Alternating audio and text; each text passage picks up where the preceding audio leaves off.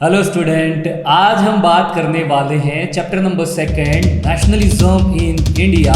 और इस चैप्टर से रिलेटेड ऑलरेडी मैं बहुत सारे वीडियोस अपलोड कर चुका हूं। अगर आप लोगों ने वो वीडियोस नहीं देखे हैं तो प्लीज़ आप पहले उसे वॉच करें ताकि आपको ये टॉपिक बहुत ही अच्छी तरीके से समझ में आएगा। आज इस वीडियो में हम जिस टॉपिक को कवर करने वाले हैं उसका नाम है रिबेलियंस इन कंट्री साइड्स, मतलब जो स्पेशली गाँव के अंदर, विलेजेस के अंदर जो ये मूवमेंट्स हो रहा था, नॉन कॉपरेशन मूवमेंट, उस मूवमेंट किस तरीके से लोग कनेक्ट करते जा रहे थे अपने आप को। तो देखिए जरा गांव के अंदर क्या हो रहा था। इन गांव में स्पेशली आज हम बात करेंगे स्पेशली अवध की। अवध जो है ना स्पेशली उत्तर प्रदेश के अंदर था। और इस अवध के अंदर क्या था, इस अवध के रीजन के अंदर स्पेशली जो लैंडलॉर्ड्स हो गए या जो तालुकदार, लैंडलॉर्ड्स मतलब कौन, जो जमींदार जिनके पास बहुत ही ज़्यादा ज़मीन होती थी या बहुत ही ज़्यादा लैंड्स होता था, उनकी बात की जा रही है। और तालुकदार के अगेंस्ट में ये मूवमेंट्स था। इस मूवमेंट्स को लीड करने वाले कौन थे? तो इस मूवमेंट्स को लीड करने वाले थे बाबा रामदेव नहीं है। ठीक है, जब भी आप लोगों के सामने बाबा राम तक आता है ना तो बच्चे इस दो चीज को पढ़ के ही बाबा रामदेव लिख देते हैं। यहाँ पे बाबा रामदेव नहीं है, यहाँ पे है बाबा रामचंद्र सन्यासी। ठीक है, ये बाबा रामचंद्र जी कौन थे? ये बाबा रामचंद्र जो है एक बेसिकली एक लेबर थे, इंडेंचर लेबर जिनको बोला जाता है, जिसका मतलब ये होता है कि इनको एक कॉन्ट्रैक्ट बेसिस पे, इनको कुछ सालों के लिए जबरदस्ती, इनकी इच्छा के खिलाफ इनको कुछ सालों तक के लिए स्पेशली फिजी के अंदर या अगर हम बात करें वेस्ट इंडीज के अंदर अलग अलग जगह पर उस समय लोगों को वर्क करने के लिए पहुंचाया जाता था।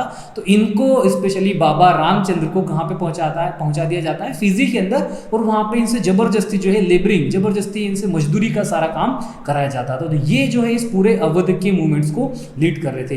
तो यहाँ पे प्रॉब्लम क्या थी पहले हम ये समझ लेते। देखो यहाँ पे प्रॉब्लम ये हो रही थी कि जो अवध के अंदर स्पेशली जो लैंडलॉर्ड्स थे या जो तालुकदार थे, इनके कारण प्रॉब्लम क्रिएट हो रही थी। इन लोगों ने क्या कर रखा था? इन लोगों ने बेसिकली 3 बड़ी प्रॉब्लम थी, इश्यूज जो थे इसके अंदर थे। सबसे बड़ा इश्यूज तो ये था कि ये लोगों को क्या कर रहे थे, ये लोगों के साथ स्पेशली अगर हम बात करें अवध के जो पीजेंट थे उन लोगों से एक्स्ट्रा या हम बोल सकता हूं हाई, एक बहुत ही ज्यादा हाई टैक्स या रेवेन्यू को ये वसूलने की कोशिश कर रहे थे। इन लोगों ने क्या करा, इन लोगों ने, तालुकदारों ने या लैंडलॉर्ड्स ने करा, गरीब किसानों को बोला कि आप लोगों को एक हाई टैक्स या जो रेवेन्यूज है वो पे करना पड़ेगा। अदर जो भी टैक्स या जो कर होते थे ना वो सारे टैक्स इन लोगों को पे करना होगा। इस तरीके से लोगों को बोला जा रहा था। सेकेंड नंबर में यहाँ पे बेगार। बेगार मतलब क्या होता है कि लोगों को फ्री में बिना किसी पेमेंट के, बिना किसी वेजेस के लोगों से जबरदस्ती काम कराया जाता था। सोचो जरा, लोगों को बुलाया जा रहा है, उनको उनसे उनके घरों में या फिर उनके खेतों में जबरदस्ती काम कराया जाता था बिना किसी पेमेंट दिए, मतलब लोगों से फ्री में काम किया जा रहा था। तो एक ये प्रॉब्लम हो रही थी।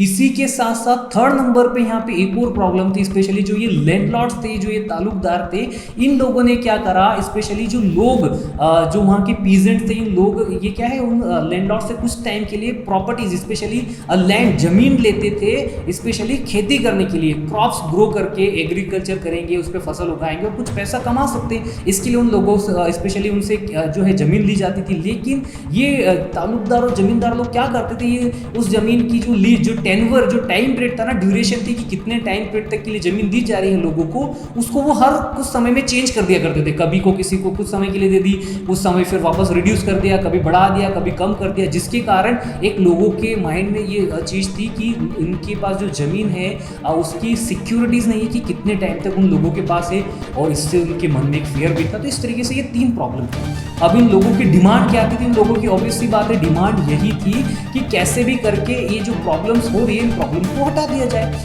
इसके लिए क्या होता है, इसी बीच इसी सारी चीज़ों को ध्यान में रखते हुए फेमस जो हमारे आज अगर हम बात करें जो हमारे पूर्व प्रधानमंत्री भी रह चुके हैं जिनका नाम है पंडित जवाहरलाल नेहरू, जून के अंदर 1920 अगर मैं बात करूँ 1920 के अंदर क्या होता है, जून के अंदर वो इस पूरे एरिया का एक दौरा करते हैं, विजिट करके देखते हैं, लोगों से सुनते हैं, उनकी प्रॉब्लम को समझते हैं कि क्या क्या प्रॉब्लम है। और जो वो पीजेंट, जो किसान, उनकी प्रॉब्लम्स बताते हैं कि हम लोगों को ये प्रॉब्लम फेस हो रही है।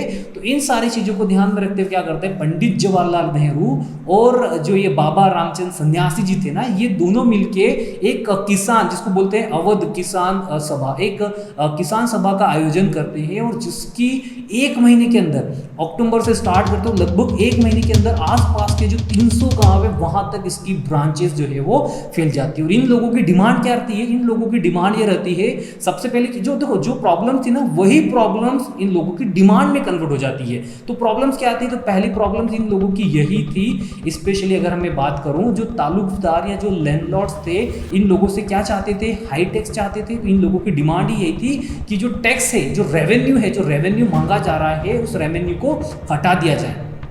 पहली ये हो गई। सेकंड नंबर पे क्या प्रॉब्लम थी? तो सेकंड नंबर पे जो पीजेंट से स्पेशली जो तालुकदार जो फ्री में काम कराते थे, जो बेगार थी, उसको क्या करना था? एबॉलिशन ऑफ बेगार, मतलब जो फ्री फोकट में जो काम कराया जा रहा है उन सारी चीज़ों को बहिष्कार कर दिया जाए, उन सारी चीज़ों को बंद करा दिया जाए कि बोले अब हमको फ्री में काम नहीं करना है, अगर आपको काम कराना है तो पैसे दीजिए। एंड थर्ड नंबर की प्रॉब्लम क्या थी? जो टेनवर, जो टाइम पीरियड का जो ड्यूरेशन था उसकी प्रॉब्लम थी। तो यही इन लोगों की डिमांड थी। और फाइनली क्या होता है? अक्टूबर में जो जवाहरलाल नेहरू जब यहाँ पे एक किसान अवध के अंदर बात करें, अवध किसान सभा आयोजित करते हैं, जिसके कारण लगभग 1 महीने के अंदर आसपास के गांवों में 300 ब्रांचेस खुल जाती हैं। ठीक है, इसी के साथ साथ क्या होता है कि जब जैसे ही Mahatma Gandhi non cooperation movement जब स्टार्ट करने की सोचते हैं तो कांग्रेस ये सोचती है कि ये जो किसानों का जो मूवमेंट है, जो पीजेंट्स का मूवमेंट है, इस मूवमेंट्स को इंटीग्रेटेड कर दिया जाए नॉन कॉपरेशन मूवमेंट के साथ। मतलब इन दोनों मूवमेंट को साथ में जोड़ दिया जाए और एक बड़े लेवल पे जो नॉन कॉपरेशन मूवमेंट होगा उस मूवमेंट को ऑर्गेनाइज कर दिया जाए। तो इस तरीके से कांग्रेस इस पूरे मूवमेंट को इंटीग्रेटेड करना चाहता था। लेकिन ये जो मूवमेंट कांग्रेस जिस तरीके से चाहती थी उस तरीके से ये होता नहीं है। जो ये किसान थे, पीजेंट थे, ये मूवमेंट्स को अपने तरीके से मैनेज करते हैं और इसी के कारण क्या होता है? कांग्रेस भी इन सारे पीजेंट से, स्पेशली इन मूवमेंट से कहीं ना कहीं एक खुश नहीं रहती है। क्यों नहीं रहती? क्योंकि जितने भी पीजेंट थे, स्पेशली इनमें से सभी की बात नहीं कर रहा हूँ, कुछ लोग क्या करते हैं, जितने भी तालुकदार या जो जमींदार थे या जो लैंडलॉर्ड थे, इन लोगों के क्या करते हैं? इन लोगों के घर के अंदर घुस जाते हैं, इन लोगों के घरों को डिस्ट्रॉय कर देते हैं, इन लोगों के यहाँ से घरों से स्पेशली अनाज, ग्रेन्स को जो है वो चोरी कर लेते हैं। चोरी से मतलब वहाँ से लेके चले जाते हैं। और इसके आगे अगर जाते हैं हम बढ़ते तो इनके घरों में तोड़फोड़ कर दी जाती है, इन लोगों को वहाँ से भागना भी पड़ जाता है। ऐसी सिचुएशन हो जाती है जिससे स्पेशली कांग्रेस खुश नहीं थी। क्योंकि गलत चीज़ ना, सोचो जरा यार, आप लोगों का राइट है, अधिकार है कि आप लोग अपनी बात रखें, लेकिन किसी के घर पे जाना, किसी के घर को नुकसान पहुंचाना, किसी ह्यूमंस को, किसी की फैमिली को परेशान करना, नुकसान पहुंचाना, ये भी चीज़ गलत है। और आप लोगों को पता है कि महात्मा गांधी जी का तो एक ही सिद्धांत थे, वो कोई से भी मूवमेंट स्टार्ट कर रहे थे तो उनमें सबसे पहली कंडीशन यही होती थी, वो थी नॉन वायलेंस, की वायलेंस नहीं करना है, हम लोगों को हिंसा नहीं करनी है। महात्मा गांधी जी याद है? अगर महात्मा गांधी जी के बारे में आप लोगों ने याद हो तो एक वो मूवी देखना जिसका नाम है मुन्ना भाई MBBS, संजय की। ठीक है, उस मूवी में आप लोगों ने देखा होगा कि महात्मा गांधी जी ने बताया था कि जब आदमी अगर कोई आपके एक गाल पे मारे तो दूसरा गाल भी आगे कर देना चाहिए। ठीक है, तो महात्मा गांधी जी क्या थे? महात्मा गांधी जी एक नॉन वायलेंस, एक हिंसा की बात करने वाले व्यक्ति नहीं थे। और इसके कारण इस पूरे मूवमेंट से कांग्रेस भी और महात्मा गांधी जी भी एक तरीके से खुश नहीं थे। और इसी के साथ साथ क्या होता है? लोगों का घर जो है लूट लिए जाते हैं, बाजारों को लूट लिया जाता है, ये सारी सिचुएशन यहाँ पे हो जाती है। और इवन अगर मैं बात करूँ, कांग्रेस के जो भी लीडर्स होते हैं वो लीडर्स समझाने की भी कोशिश करते हैं, बताते भी हैं, या वो एक तरीके से रूमर भी स्प्रेड कर देते हैं कि महात्मा गांधी जी ने ही बोला है कि अब हम टैक्स नहीं देंगे, महात्मा गांधी जी ने ही बोला। इस तरीके से इस पूरे मूवमेंट के साथ जो है, स्पेशली जो उत्तर प्रदेश के अगर हम बात करें अवध के जो पीजेंट थे, ये सारे के सारे पीजेंट इस नॉन कॉपरेशन मूवमेंट के साथ लिंक कर जाते हैं, अपने आप को जोड़ते थे। अभी तक हम लोगों ने यहाँ पे देखा कैसे महात्मा गांधी जी के द्वारा जो नॉन कॉपरेशन मूवमेंट या जो स्वराज की बात की जा रही थी वो लोगों ने अलग अलग तरीके से इंटरप्रेट किया। यहाँ पे अब हम देखेंगे कैसे स्पेशली जो ट्राइबल पीजेंट्स थे, जो स्पेशली जंगल के अंदर, फॉरेस्ट के अंदर जो लोग रहते थे, जिनको हम लोग आदिवासी भी बोलते हैं, इन लोगों ने कैसे महात्मा गांधी जी का जो आइडिया या जो मैसेज था स्वराज का कैसे इंटरप्रेट करा, यहाँ पे हम अब बात करने वाले हैं। देखो, पहले हम लोगों ने देखा था उत्तर प्रदेश के अंदर कैसी सिचुएशंस थी, और अब यहाँ पे हम बात करेंगे स्पेशली आंध्र प्रदेश के अंदर गुडेम हिल्स की। ये एक फॉरेस्ट, एक जंगली नहीं बोल सकते, एक फॉरेस्ट हिल थी, और यहाँ पे बहुत सारे जो है स्पेशली ट्राइबल पीपल्स जो थे, पीजेंट जो थे, वो वहाँ पे रहते थे। मतलब जंगल के अंदर, फॉरेस्ट के अंदर जो है लोग रहते थे। और एक चीज आप लोगों को पता है कि जो लोग जंगल के अंदर रहते हैं, जो फॉरेस्ट में रहते हैं, उनका थोड़ा सा रूटीन या लाइफ अलग होगा। कैसे अलग होगा सोचो जरा। सबसे पहले चीज, उन लोगों के लिए फूड कहाँ से आएंगे? तो उन सभी लोगों के लिए जो फूड्स हैं वो जंगल से ही आएंगे, फॉरेस्ट से ही आएंगे ना, इसके अलावा और तो कहीं से आ नहीं सकते। सेकंड नंबर पे अगर हम बात करें उन लोगों के लिए, फॉर एग्जांपल उनके साथ जो एनिमल्स रहेंगे, वो एनिमल्स कहाँ से खाना खाएंगे, उनके लिए तो उनकी मम्मी बनाएगी नहीं, तो उनको भी जंगल में ही जाके खाना पड़ेगा, ये भी चीज़ होती है। वहीं पे अगर हम देखें जरा इनकी जो अर्निंग, जो पैसा अगर ये कमाते भी होंगे वो भी जंगल से कमाते थे। कैसे? फॉर एग्जाम्पल अगर हम बात करें जंगल से इन लोगों को शायद हनी मिल सकता होगा, वुडन मिल सकती होगी, तो ये सारी चीज़ों को वो लेके बेच के जो है पैसा कमा सकते थे। लेकिन ब्रिटिशर टाइम पीरियड के अंदर, स्पेशली इस गुडैम हिल्स के अंदर क्या होता है कि जो ब्रिटिशर्स हैं इन लोगों का, स्पेशली ट्राइबल पीपल्स का या पीजेंट्स का जंगल के अंदर, स्पेशली फॉरेस्ट के अंदर जाना जो है वो बंद करा देते हैं, एक तरीके से बैन करा देते हैं कि अब आप लोगों को जंगल के अंदर जाना नहीं है। अब सोचो जरा, जो जंगल में रहने वाले लोग हैं, जो पूरी तरीके से आदिवासी लोग हैं, उन लोगों को ब्रिटिशर मना कर रहे हैं कि आपको जंगल में नहीं जाना है। अब इनकी लाइफ तो पूरी तरीके से प्रॉब्लम में। कैसे प्रॉब्लम में? ये सारा खाना वहाँ से लाते हैं, इनका फूड्स की अगर हम बात करें, जो फ्रूट्स हो गए, वेजिटेबल्स, जो भी चीज़ उनको मिल सकती है जंगल से, वो वहाँ से लेके आते हैं। लकड़ियाँ लेके आते थे जो जिससे वो शायद खाना पका सकते हैं, कुक करने के लिए, फूड को कुक करने के लिए। तो ये बहुत बड़ी प्रॉब्लम थी, एक टेंस माहौल था ही सही। आदिवासियों का दिमाग तो पहले ही खराब हो रहा था कि यार ये क्या है ब्रिटिशर्स का, क्यों हम लोगों को मना कर रहे हैं, ऐसा करना नहीं चाहिए इन लोगों को। तो बहुत गुस्सा तो था ही सही इन लोगों के माइंड के अंदर। इसी के साथ साथ एक और बड़ी प्रॉब्लम ब्रिटिशर जो यहाँ पे इंक्लूड करते थे वो क्या है, ब्रिटिशर अब इन लोगों से बोलते हैं एक नया प्रोजेक्ट लेके आ जाते हैं। किस चीज़ का प्रोजेक्ट? नया प्रोजेक्ट लेके आ जाते हैं, स्पेशली एक रोड बनाने का, एक रोड को कंस्ट्रक्ट करने का जो प्रोजेक्ट है, स्पेशली ब्रिटिश गवर्नमेंट लेके आती है। और ये लोगों का दिमाग तो और खराब हो जाता है, बोले पहले तो तुम हमको जाने नहीं दे रहे हो वहाँ पे जंगल में, हमारा खाना पीना सब तुम लोगों ने परेशान कर दिया, पूरा चेंज कर दिया है, हमारे जो एनिमल्स है उनको नहीं जाने दे रहे हो, और अब आप हमसे बोल रहे हो कि ये सड़क बनाए, हम स्पेशली रोड बनाए। सोचो जरा, रोड बनाए तो ठीक है, आप लोगों को लग रहा होगा शायद रोड बनाने के लिए पैसा दे रहे, नहीं, ये बेकार सिस्टम था। मतलब इन लोगों से सड़क बनवाई जा रही है ये, और वो भी फोर्सफुली और बिना किसी पैसे के, पैसे भी नहीं दिए जाने हैं। इसके अगेंस्ट लोगों का दिमाग खराब हो गया और लोगों ने जो था एक प्रोटेस्ट स्टार्ट कर दिया।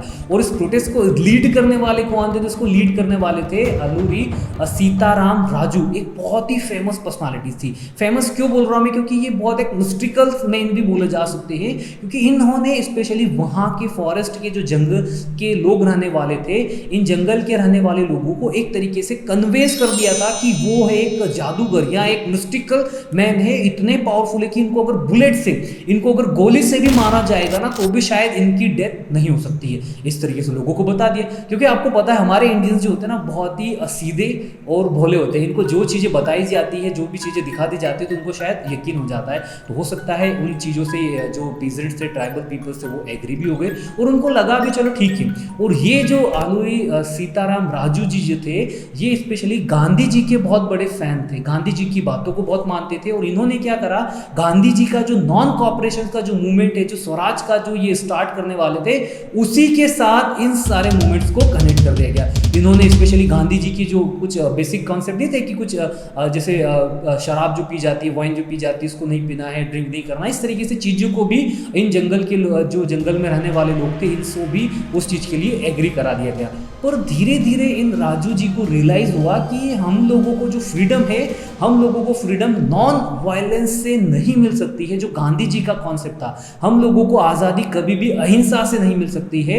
हम लोगों को क्या करना पड़ेगा, हम लोगों को फाइट करना पड़ेगी, हम लोगों को लड़ना पड़ेगा, हम लोगों को वायलेंस करना पड़ेगा कि इसके अगेंस्ट, ब्रिटिशर्स के अगेंस्ट। तो ये क्या करते हैं Raju ji, specially gorilla war करते हैं। गोरिल्ला वॉर क्या होती है, इसको मैं थोड़ा सा बता देता हूँ। देखो गोरिल्ला वॉर का मतलब ये होता है, ये पहली चीज़ तो बहुत फेमस वॉर टेक्निक है। स्पेशली ये टेक्निक जो है, अगर हम बात करें छत्रपति शिवाजी महाराज के टाइम में थी। और इस वॉर टेक्निक के कारण अगर मैं आपको बताऊं तो जो अमेरिका जैसी बड़ी पावरफुल कंट्री है, उस कंट्री को भी वियतनाम ने हरा दिया था। किसने? वियतनाम जैसी छोटी कंट्री ने अमेरिका जैसी पावरफुल कंट्री को इस गोरिल्ला वॉर के मेथड के थ्रू हरा दिया था। इस गोरिल्ला वॉर के अंदर क्या होता है कि हम दुश्मन पे छुप के अटैक करते हैं, डायरेक्टली जाके अटैक नहीं करते हैं। हम जंगल में रहते हैं, जंगल में से एकदम से छुप के उनके ऊपर अटैक किया जाता। तो इस तरीके से जो अटैक की जो टेक्निक्स थी, ये टेक्निक्स थी गोरिल्ला वॉर की। तो राजू जी ने क्या करा, इस गोरिल्ला वॉर टेक्निक से स्पेशली जितने भी ब्रिटिश ऑफिसर उस टाइम पे वहाँ पे थे, जो आंध्र प्रदेश के अंदर, उन लोगों को मारा जा रहा था, पुलिस स्टेशन को जला दिया गया था। जब ये दोनों काम हो रहे हैं तो ब्रिटिशर्स भी चुप बैठने वाले थोड़े ना थे।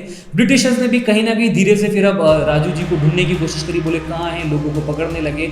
और इस तरीके से फाइनली वो राजू जी उनके जब हाथ में आते हैं तो राजू जी को 1924 के अंदर जो है फांसी की सजा सुनाई दी जाती है और फांसी पर उनको चढ़ा दिया जाता है। लेकिन राजू जी जो थे बहुत फेमस पर्सन थे और आज भी उनकी जगह पे इवन हमारे देश में भी बहुत ही फेमस है और उनको बहुत ही अच्छी तरीके से याद किया जाता है। लेकिन हम लोगों को यहाँ पे समझना ये है कि कैसे वो उत्तर प्रदेश हो या फिर वो आंध्र प्रदेश हो, दोनों जगह पे जो पीजेंट्स थे, जो किसान थे, जो लोग थे, उन दोनों लोगों ने, उन सभी लोगों ने स्वराज का जो कॉन्सेप्ट था वो अलग अलग तरीके से लिया। उन्होंने अपने पर्पस के अकॉर्डिंग स्वराज के कॉन्सेप्ट को समझा। जैसे उत्तर प्रदेश अगर के लोगों की बात करूँ तो उन लोगों ने स्पेशली जो तालुकदार और लैंडलॉर्ड्स के अगेंस्ट जो रेवेन्यू का इशू था उसके अगेंस्ट उन्होंने बात करी। वहीं अगर मैं यहाँ पे ट्राइबल पीपल्स की बात करूँ तो इन्होंने स्पेशली जो इनको जंगल के अंदर, फॉरेस्ट के अंदर जो जाने से मना कर दिया गया था या जो इनका जो इश्यूज था इसके अगेंस्ट उन्होंने स्वराज मूवमेंट्स को कॉन्सेप्ट में समझने की कोशिश करी। इस तरीके से हम लोगों ने दोनों जगह के जो मूवमेंट्स, स्पेशली कहाँ पे, उत्तर प्रदेश और आंध्र प्रदेश के किस्सों को हम लोगों ने यहाँ पे डिस्कस करा है। और इसी दोनों टॉपिक से रिलेटेड जो भी क्वेश्चंस एग्जाम में पूछे जा सकते हैं वो इस वीडियो के बाद ही मैं यहाँ पे इंक्लूड करूंगा, जिसका आप स्क्रीनशॉट लेके अपने पास रख सकते हैं। और उम्मीद करता हूं कि आप लोगों को ये वीडियो से कुछ टॉपिक समझ में आया होगा। अगर आप लोगों को ये टॉपिक समझ में आया तो प्लीज आप लोग लाइक कर सकते हैं और कमेंट करने का आप लोगों के पास टाइम रहे तो प्लीज आप लोग कमेंट भी कर सकते हैं। तो थैंक यू सो मच।